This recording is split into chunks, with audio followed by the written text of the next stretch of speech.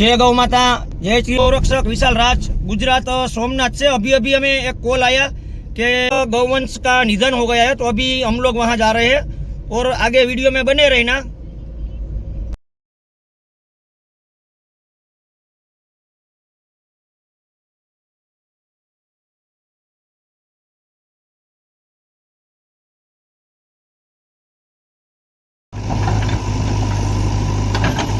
अभी जो ये बछड़ा देव हो गया है उसकी समाधि की तैयारी कर रहे हैं, तो वीडियो में आगे बने रहना और इस वीडियो को ज़्यादा से ज़्यादा शेयर करना, यूट्यूब चैनल को सब्सक्राइब करना।